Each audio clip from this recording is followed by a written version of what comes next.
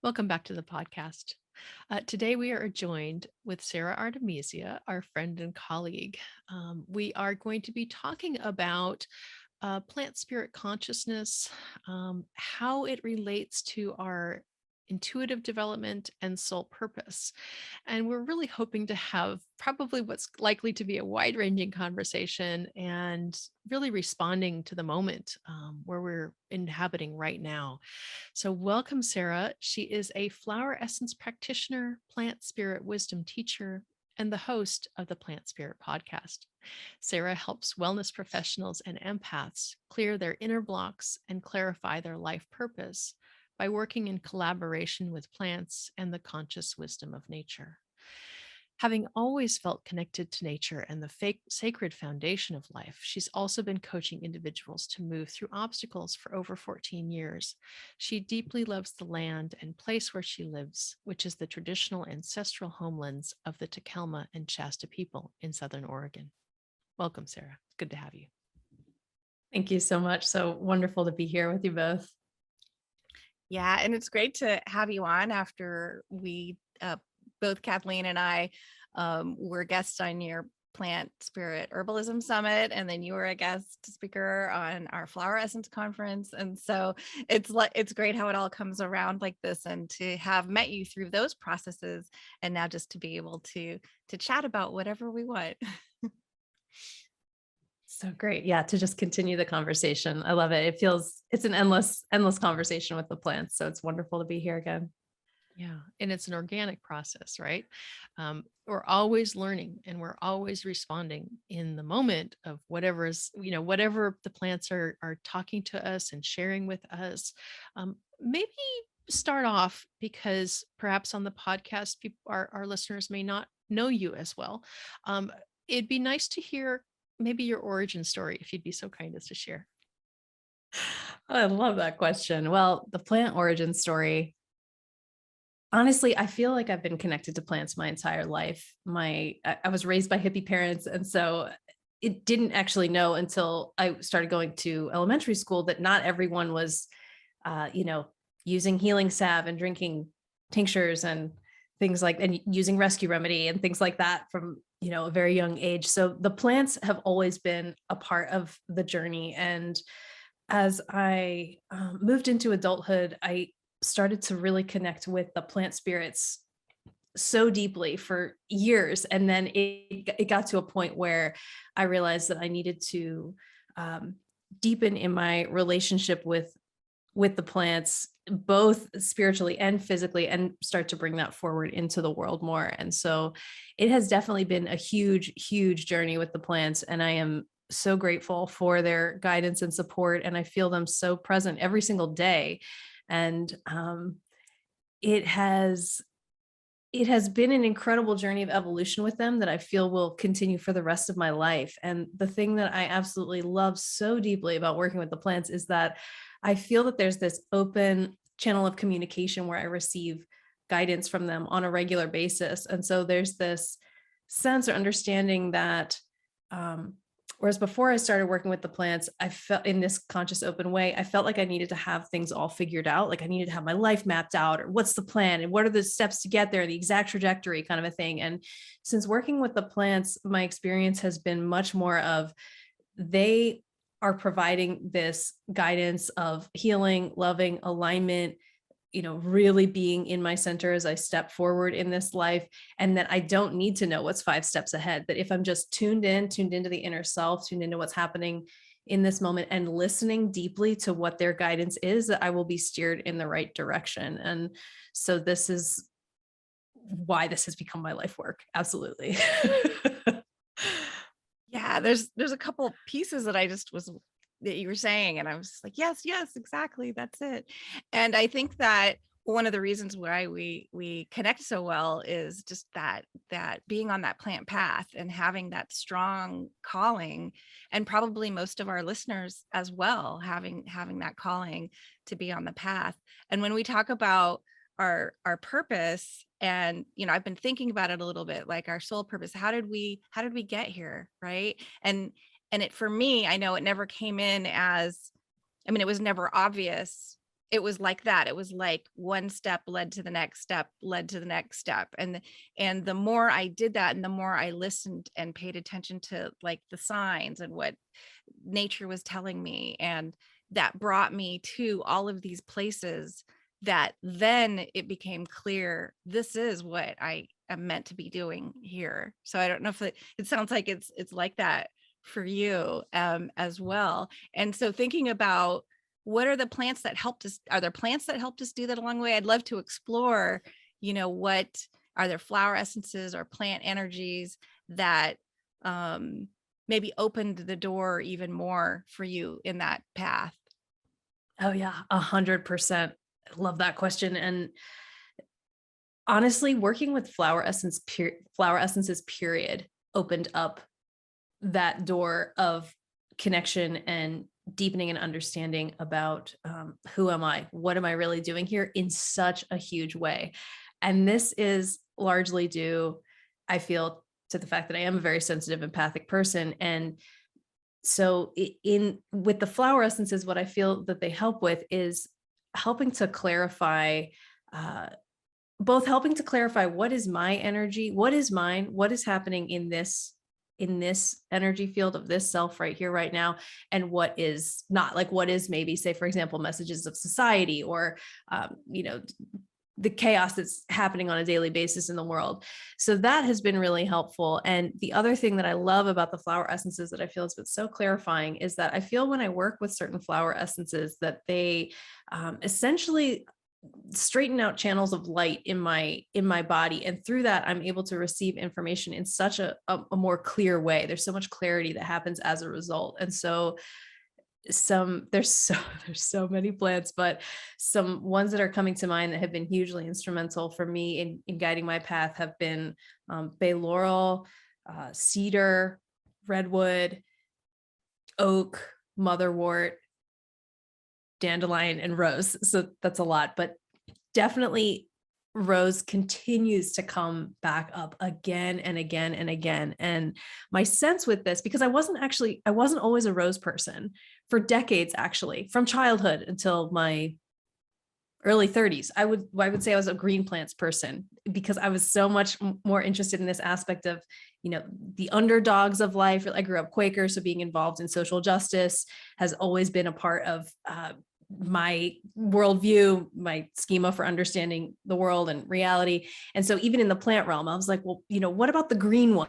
Like, no one appreciates the green ones. And of course, everyone loves rose and dahlia and all these, beautiful showy ones, but what about the green ones? And it wasn't actually until I moved to this house where the woman who lived here before us planted tons of roses all over the yard that I really started to develop a very deep relationship with Rose, and understanding how she is very multidimensional in her healing gifts. And there are so many layers to her healing guidance and support. And also I feel that she is a master teacher plant for this time. And what I mean by that is that, and I'm sure many of you listening are tuned into this in your own way as well, how we're going through a massive transformation on the planet right now. Massive. It's huge. Sometimes it can feel like we are dawning into a new day. Other times it can feel like it's darkest just before the dawn, which, certain things can happen culturally, where right now we're definitely in that kind of time where it's like, wow, it's darkest before the dawn. Like sometimes we just really go into that dark space culturally. And that rose I've also seen it as this experience of that we're moving through a birth canal right now. And that is not comfortable. Like, being born is not comfortable. Like, you're going through a really small space. It's compacted, it's compressed, it's very uncomfortable. And then you emerge into this new space. And I feel that Rose is really helping us planetarily to move into this. She's helping to guide and usher and steward us into this new space that ultimately I feel will be really incredible. And right now it's like we're going through some uncomfortable times. So Rose, in my experience, she's both planetarily helping us in this overarching way, and she's also a very close personal ally as well that I feel very connected to. Oh, and of course, I have to mention mugwort. Mugwort is just so infused, particularly Artemisia Douglasiana, the mugwort that grows around here, is so infused into the very core essence of my being that I sometimes forget to mention her because there's this feeling of we are one. So yeah, and it's interesting though with Rose to just notice how she'll come up. There'll be these periods where she'll just be emerging in a much more present way. In the past 3 days, that has been super present. I made a wild rose essence just a couple days ago, and it's just been incredible to feel her presence so at the forefront right now.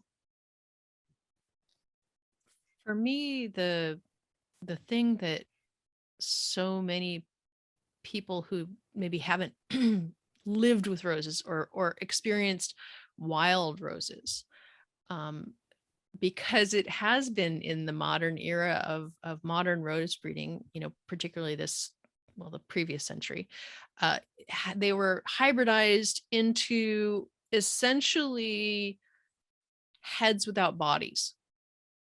They were bred to be for the show bench, like hybrid tea roses. They became so popular in the 50s and were bred into being. And so now most gardeners and most people, well, maybe not, maybe it's changing a little bit, but so many people think of roses and they think of basically kind of this thing that sort of carries the flower, right? And its only job is just to sort of like run up a long stalk and carry a flower on top, as big and whatever as possible.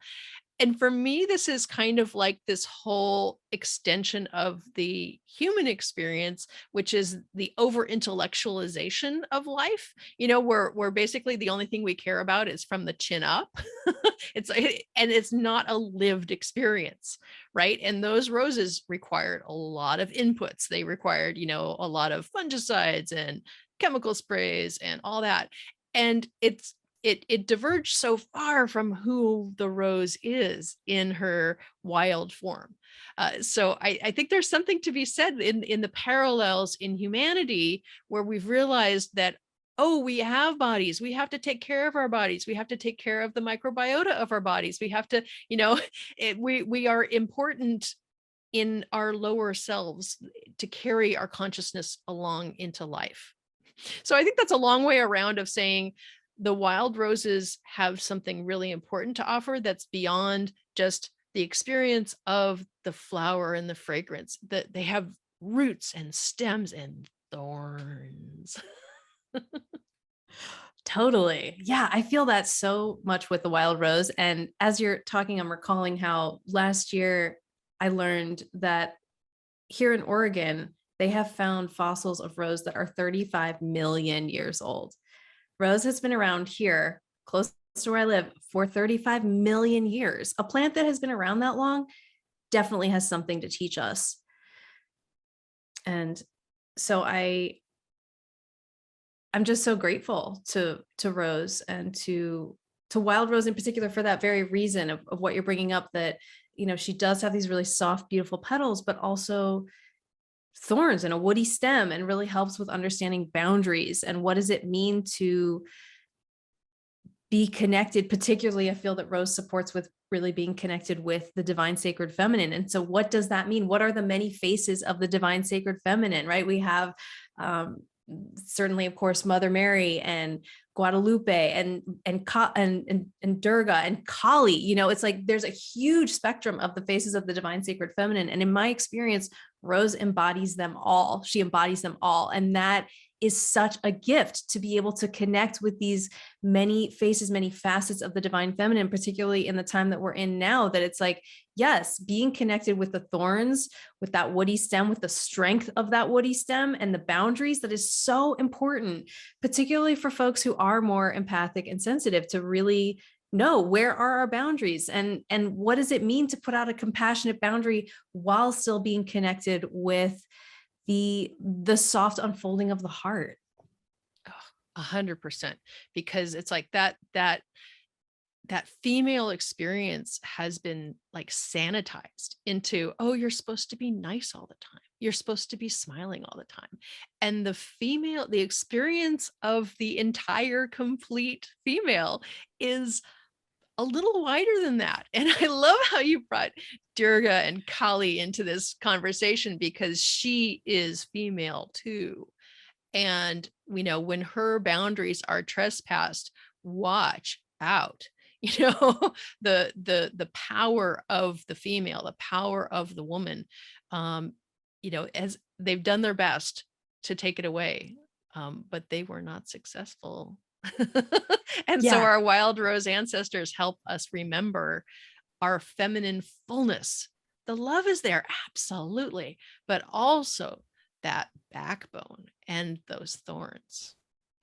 Yeah, it was so interesting the other day when we went out to make this wild rose flower essence. So very, very often when I'm making a wild rose flower essence, the first thing I'll feel is this soft pink cloud around the heart, this just total embrace of this loving cosmic divine feminine energy. And this time it was different. It was interesting. Immediately there was this message of, and I heard it over and over again. She is fierce and she is mighty. And the thorns of the rose that we were, or the prickles, I guess they're technically called, of the rose that we were called to work with and make the essence with, were really big, like very, very notable. And so that felt to me, that was such a message of, okay, now it is time to be, there's a calling coming forward that now it is time to be connected with this aspect of the thorns. Like, what does it mean to have that fierce, mighty, and compassionate boundary in the self? And before, I'd love Kathleen to talk about the wing thorn rose that she makes before we, leave the rose part of this conversation. And I've had a helicopter flying around, and hopefully it won't come back. But if you hear a loud noise, that's what it is. And after that, I'd love to bring in Queen Anne's lace to this conversation of the feminine. Yeah, and I mean, who needs to leave the roses so soon? Because there's a lot to talk about. So I'm not in any hurry to race to the next things, but agreed. Queen Anne's lace, also very valuable. And there's there is, it feels like there's a beautiful harmony between those two as essences. The wingthorn rose is one that I've made an essence with, and it has these really dramatic side winged thorns, that stand out a great deal. It's different in that it's, as a species, most of the Rosaceae has the 5-petaled signature. This one actually has 4 petals. So it's fairly unusual in the rose family. But what I find as an essence is it really helps us like dig deep and get on with it. It's about whatever's happened to you is happened to you, and it can help hold that, but it can also help you climb out of that experience so that you can engage and be, doing what you're here to do, rather than stuck in where you were. So yeah, it's That's a big one. incredible. Yeah. I'm not even familiar with that rose. Where is that from? It's from China. Yeah, Amazing. Rosaceae. Yeah. Even as you're talking, this like climbing out, the fact that it has the wing thorns, I'm getting this visual of, when mountaineers, they'll put the crampons on their feet to climb up the mountains, right? It's like that is needed sometimes. And sometimes we fall into a hole of despair and existential crisis, which certainly many people have been experiencing recently. And that is so incredible that there's an essence that you've connected with, particularly a rose, that can help with climbing back out. That's incredible. Yeah, we all fall into crevasses from time to time. We need each other and the roses to help us climb out.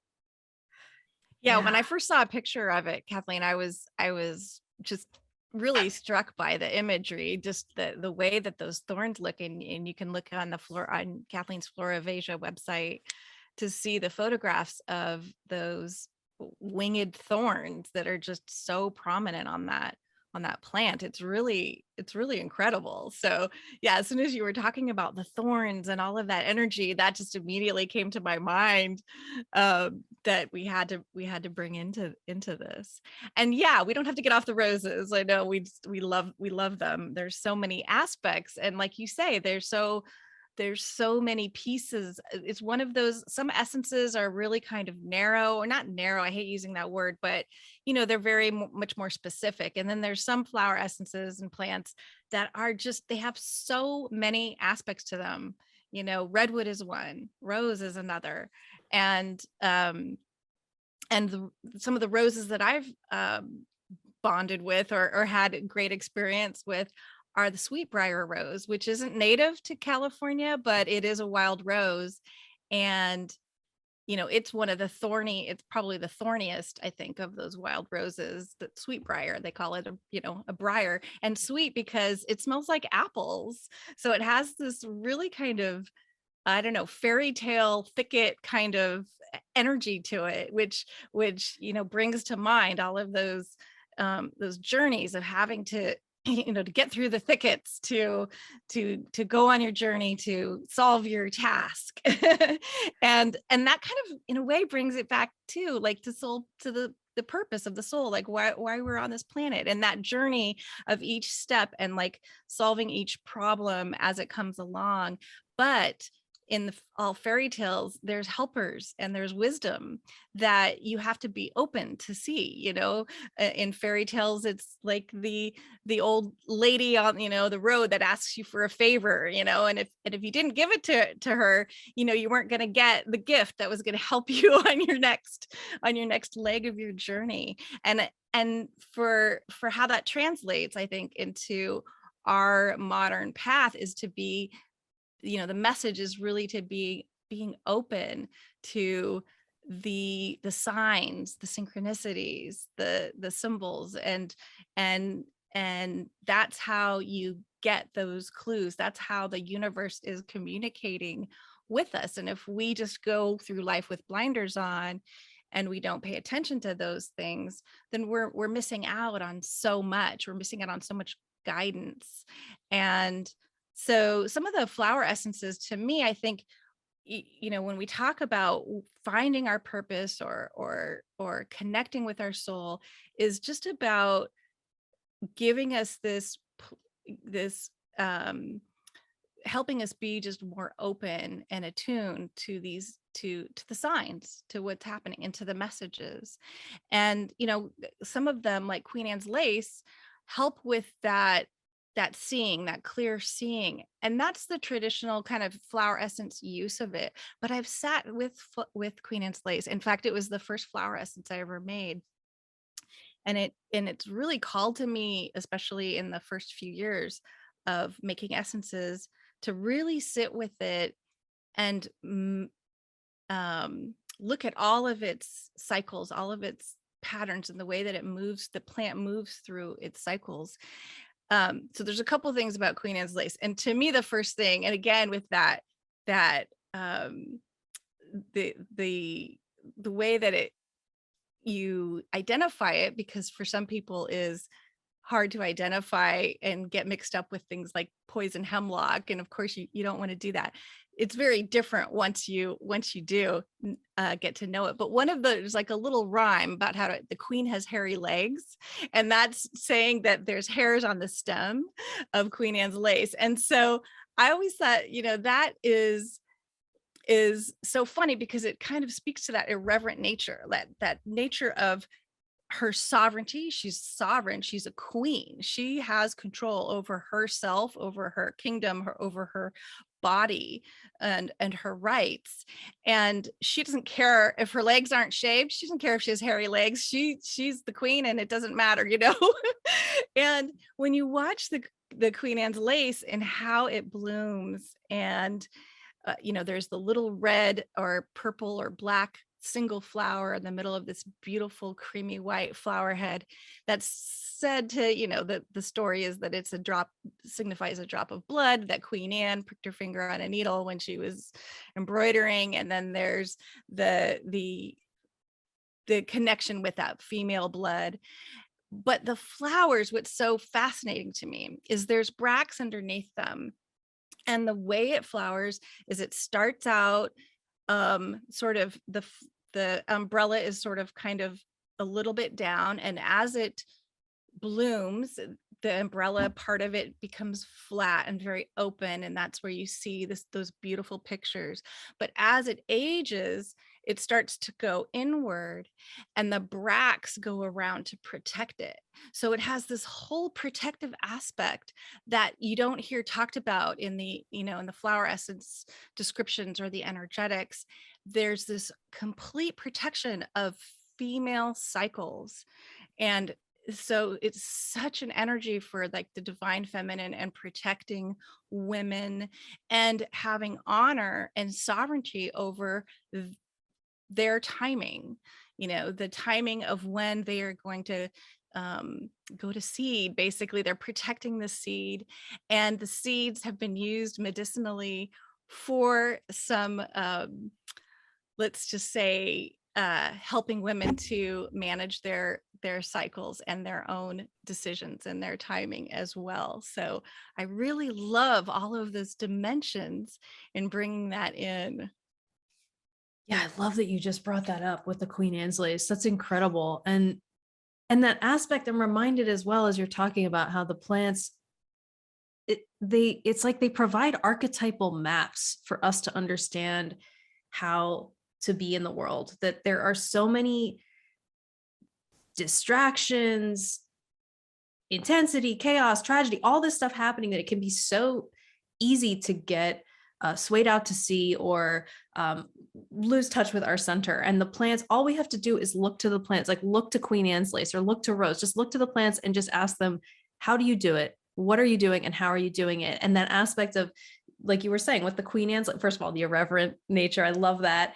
And just how she moves through her cycles, how she shows us like, this is how you do it, the opening, and then, yeah. And then the protecting while you're growing your seed, how important that is. And the other thing that I love that you just brought up is the fairy tales, the myths, and the lore, the plant lore. There is so much wisdom in the plant lore. And what you were sharing earlier about the sweet, the Briar Rose, I'm like, that I just have to share this myth that Marco Pagachnik, who is one of I consider him to be a galactic planetary plant teacher that I studied with at Findhorn several years ago. He is absolutely amazing, so deeply connected with Gaia consciousness and with the plants. And he's written about this in one of his books.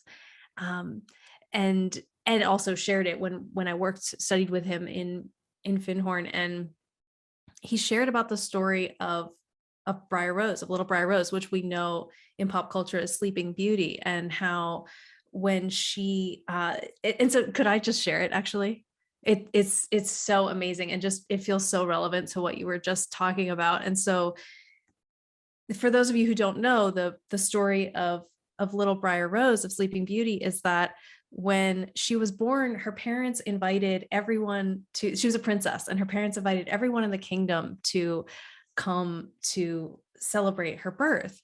And they invited all the fairies as well. And so there were 13 fairies, but the parents forgot to invite the 13th fairy. And so they only invited 12 of the 13 fairies. And the other thing that I just love, that I just have to front load here with the fairy tales, is that truly they are maps of helping us understand different huge life lessons, or in this case with little Briar Rose, it's actually about the transformation of consciousness and coming back into balance and understanding of the divine feminine consciousness, which is clearly a theme of our discussion today. And so it feels so relevant to share because, and one of the things that I love that Marco shared about fairy tales is that they have been a very safe way to carry these coded messages through time, because they're just, silly children's tales, right? Like they're not, you're not going to burn someone at the stake for talking about a silly children's tale, because it's just a silly children's tale. And so in that way, we have been able as humans to encode these messages about the trajectory and experience that we are moving on, embedding them in the very fabric of these tales. And so the story of little Briar Rose is just like that. And so, of course, you think about like 13, right? You think about the calendar, there's 13 moons. We used to be moving in a calendar of the lunar cycle. Then the Gregorian calendar came in where we have 12, right? And so there's just all these interesting codes happening throughout, like interesting symbols to take note of in this story. And so they invited 12 of the fairies, and the first 11 fairies gave their gifts to little Briar Rose. And then the 13th fairy came in and she was furious. She's like, I wasn't invited to the party. I wasn't invited. And so she said, my gift is that on your 14th birthday, you will prick your finger and you will die on a spinning needle, and you will die. And then the 12th fairy came in and said, well, my gift is that she won't die, but instead she will fall asleep for 100 years. And so the parents, of course, were terrified after that, banned all the spinning needles from the kingdom. And of course, as it goes, when she turned, like you were saying, there's always those moments in the fairy tale, right, where there's this old woman or something that comes in. And so, of course, just like that, in this fairy tale, on her 14th birthday, little Briar Rose found a turret that was, she thought was an abandoned turret in the castle, and she decided to explore it. So she walked up the stairway, and there was this old woman spinning on her needle, spinning her yarn on her spindle. And so she had never seen one before, because of course they were banned from the kingdom. And so she asked the woman, well, what is that? And the woman said, well, would you like to try it? And so she said, yes. And so she did. And of course, immediately pricked her finger and then fell asleep. And so in that moment, everyone in the entire kingdom fell asleep. Like the flies on the wall, the king, the queen, all the courtiers, everyone went into this, their consciousness went to sleep. And in that time, all of the briar roses around the castle, the thickets, like you were saying, they're so thorny. They just took over the entire outside of the castle. So no one could trespass. No one could get inside. And so this lore, this mythological lore spread throughout the kingdoms of the surrounding area, that there was this princess who was asleep, this kingdom that was asleep, that you had to get through these thorns, these prickers to get to in order to wake her up, and she would be awoken by a kiss. And so many knights, many princes came through, and they would try to slash through the thicket to get to her. And many of them died. Either they would be turned back because it was way too thick with thorns, or they would die from getting pricked by the thorns and bleeding to death. And so this is the story of the patriarchy, that the 100 years in this story is the story of, this is the consciousness that we have been in for, several thousand years, of being asleep in the patriarchy, of not honoring all of life, of not being in relationship and honoring all of life, essentially, is what I feel that essentially is. But then 100 years went by in the fairy tale, and there was one, I can't remember if he was a prince or a knight coming through at that point, at that right aligned divine timing, that he came through. And at that moment, it had been 100 years had passed, and the roses all bloomed in the thickets. Whereas before, the briar roses, they had only had the thorns, not the flowers. But at this point, it was the right time for the flowers to bloom. And because of that, the flowers were so soft that he could just walk right through the thicket and was able to get there with ease and find Briar Rose and kiss her. And then everyone woke up. And so this, as Marco Pagashnik has shared, which I absolutely loved, is the story of the returning of the divine feminine consciousness on this planet, that it is both about being present with what is happening and recognizing it's the right aligned timing. And now it is the time of the rose consciousness emerging again. She is coming to the forefront yet again. And so it's important for us to listen to that and honor that even when it feels like it is the darkest before the dawn and the thorns feel so intense, to really look and see, where are the roses actually emerging? Where are those flowers actually emerging right now? Because we are in a time where that is starting to come forward again. And I truly feel that being in deep partnership and relationship with these plants, with Rose, with Queen Anne's lace, definitely with all of the plants that support female systems, is so important right now for this reason, that they're calling us to be in partnership to really help to usher in this next chapter on the planet. I just don't know how long I can have goosebumps.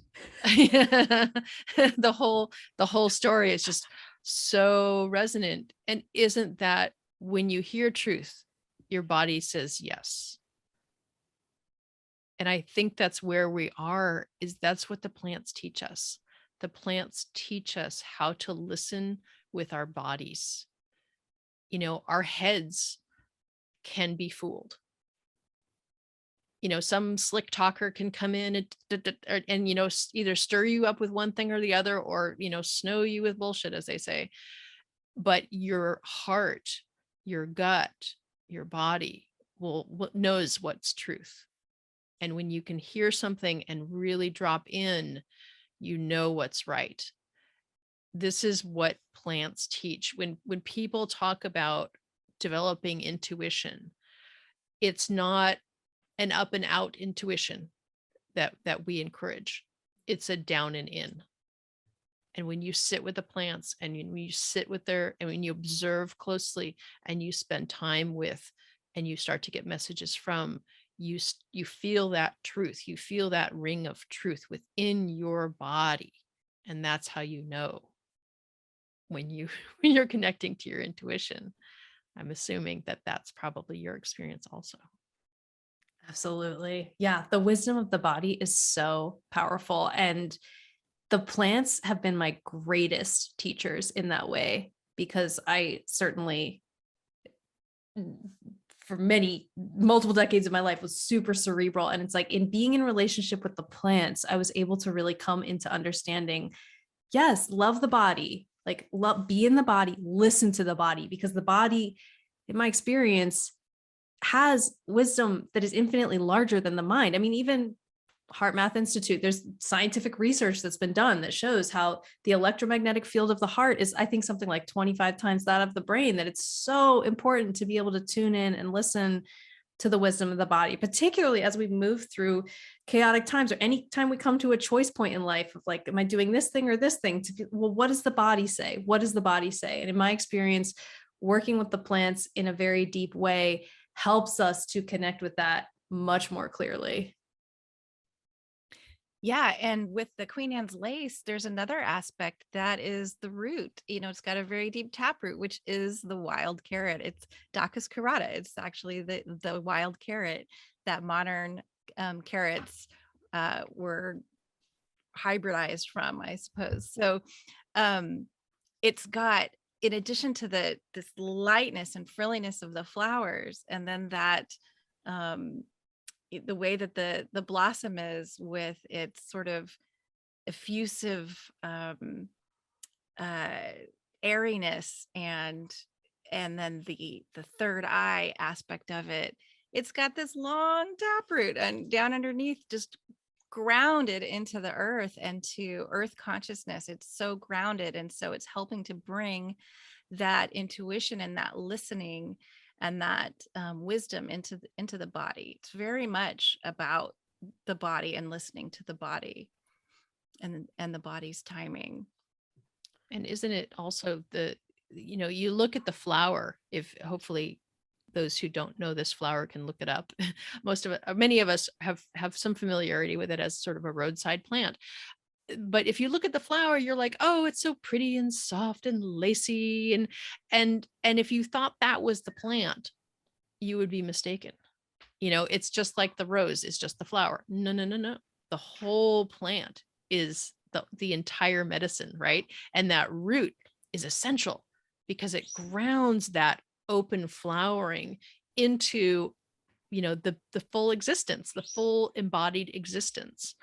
And for me, that's that hinge where it helps with the discernment. We're talking about intuition. We're talking about, accessing information maybe beyond ourselves. But if we don't have the root, if we don't have that embodied experience, we lose that ability to discern, and we could just be, flailing away and, picking up a lot of random static. Yeah, I love that you brought up the taproot. That is so key. That is so key right now. Like, yet again, Queen Anne's lace showing, what is she showing us about how we can be connected in ourselves, having that super deep taproot, and also that aspect that you just brought up as well of, we don't automatically associate Queen Anne's lace with the deep taproot, right? We're just looking at that frilly flower. And so it does feel like she's showing us this invitation of to be connected with what is also happening below the surface. Like, yes, I'm beautiful up here. Yes, a lot of wisdom and medicine to share up top. And also that wisdom of the deep taproot. Like, what else is happening here below the surface that we don't see at first glance, that she's clearly sharing that medicine. So I love that you brought that up. It's amazing. Yeah. And once again, I love the story, the Sleeping Beauty story they brought up. It's been so long that I've heard it, told all the way through, and that in the way that it's connected with what we're going through right now. That's amazing. And I could really see that where I used to live with the sweet Briar Rose. It just was this dense thicket that took over this whole corner of a field. And it's not something that, farmers like to have in their fields because it is invasive here. And it's really hard to deal with because of all of those thorns. But the blooms were so beautiful, and then it made the hips, the rose hips, and that's like so nourishing to our immune system. And so there's all of these aspects of the rose, and then the connection with the fairy tales. And it's interesting, I would have never made the Queen Anne's lace connection with it and that sort of fairy tale thing either. Yeah. So, and just because we were talking about fairy tales, and it's just so interesting, I'm growing in my garden the plant called Rampion, also known as Rapunzel, and it just started blooming last week, and it is just so beautiful and incredible. I didn't even know, I thought it was just part of that fairy tale, and I didn't even know it was a real plant until I saw it at the nursery and had to bring it home and grow it. And so I haven't sat with it um too much yet to get the information and see what it's telling us and what its wisdom is, but I have a feeling it would definitely be appropriate for this moment. I would love to hear what that is. What does the plant look like? I've never worked with that one. It's actually an edible salad green, which is why it was at the nursery that I went to, which kind of specialized in all sorts of edible and permaculture kind of plants. And so they had brought it in it's native, I think, to Europe. And in the second year, it flowers. It doesn't flower in the first year. And the flower, it's a bellflower. So it's this beautiful light violet kind of bell shape flower with this beautiful drooping head. And I had no idea it was such an incredibly beautiful plant. So I'm going to let it seed and keep growing, and I'm really looking forward to working with it more. That's awesome. Yeah, with the bell plants, with the bellflowers, I always feel this. So far, I have always felt this experience of connecting in with either the subconscious or the unconscious, that there's this like listening aspect of listening into the deeper layers. So yeah, that sounds awesome. Yeah, and the bellflowers are oftentimes fairly deep working sorts of essences in the experience that I've had with them. But being able to connect on a deep level with plants, we learn so much more each time we connect with them. I think this relates to this concept of soul purpose, because from what you said at the very beginning, they teach us, create a 10-year plan, like what could be more opposite from feminine wisdom than the 10-year plan? Because your 10-year plan, like what? You just got to start with where your feet are, and then take one more step. And that deep listening and that experiencing where you are and where you're being guided and led to, that's your purpose. I can't tell you how often I've talked to clients that they feel like, I don't know what my life purpose is. What am I supposed to be doing? And like, well, what are you doing now? Where is the energy? What's drawing you right now? Do that. Does it have a clear trajectory? Unlikely, but follow it, because that's where the direction is. You're never going to see the 10-year plan. You're never going to know where you're going with this. You just have to start. Yeah, and I love that you brought that up, because Rose in particular, I feel that message so strongly, because she's unfolding from the inside out, as her petals are unfurling, she's not concerned as the first one's unfurling. She's like not giving herself a hard time, like, oh, I'm not the fifth petal out yet. Kind of a thing. She's just in the moment, this organic unfolding, and look at the beauty that emerges out of that. Look at the beauty that emerges out of that. It's amazing. It's amazing. There isn't this linear attachment to the goal and what the end point is. It is this being in the moment of, just like you said, what is it that I love? What is it that I feel joyful around? What is it that really lights me up and gets me excited? Follow that.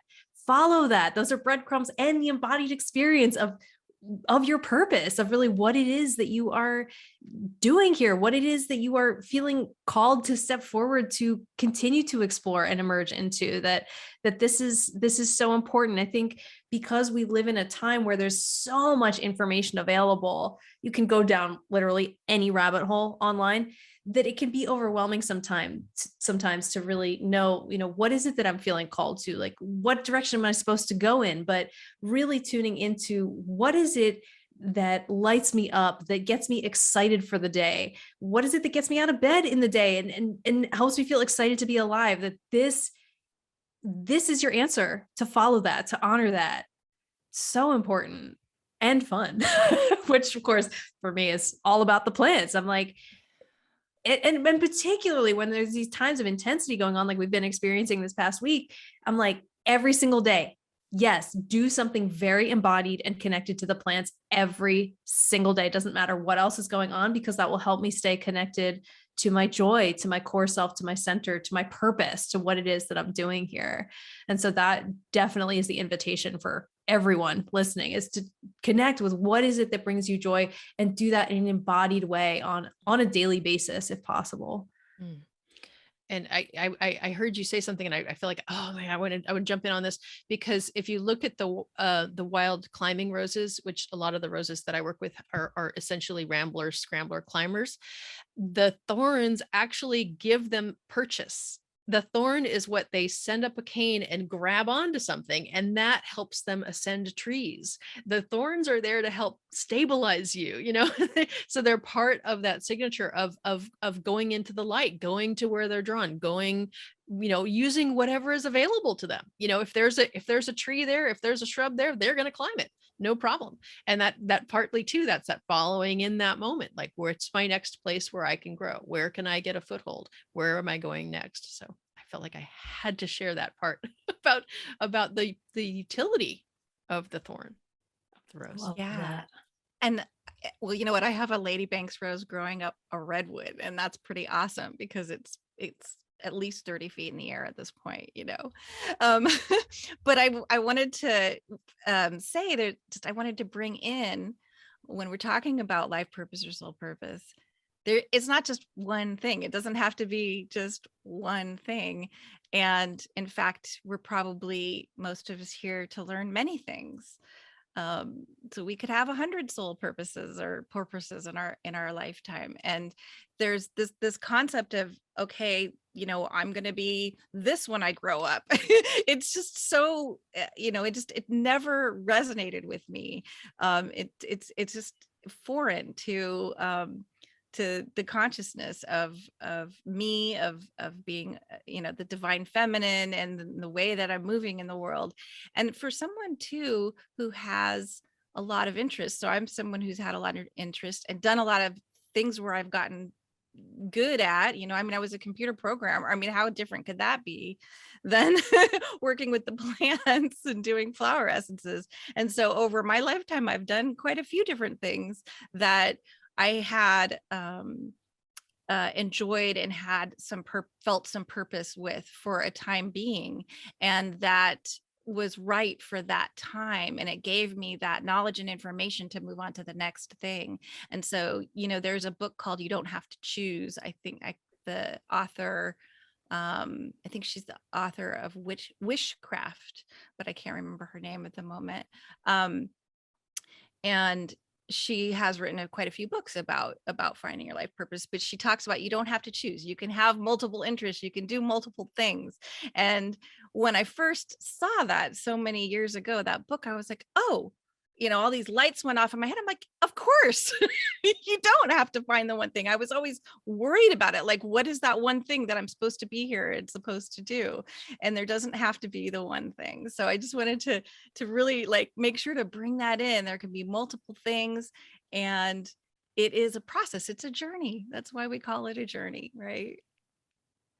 Yeah. Even as you're talking too, there's a hummingbird flying around out here. So just this reminder of being connected to the joy, that it doesn't even necessarily matter what the modality or avenue is, that being connected to the joy is the invitation. Well, it's a permission slip to be you. It's a permission slip to follow your nature, your true nature, which doesn't fit into a tidy little box that the world says oh, this is what you are. It's much more complex than that. And each one of us has a path that is unique, not to be replicated. Following that internal guidance, following that body wisdom, following our helpers, helping us, the plants, nature, helping us to figure out why we're here and what we came here to do.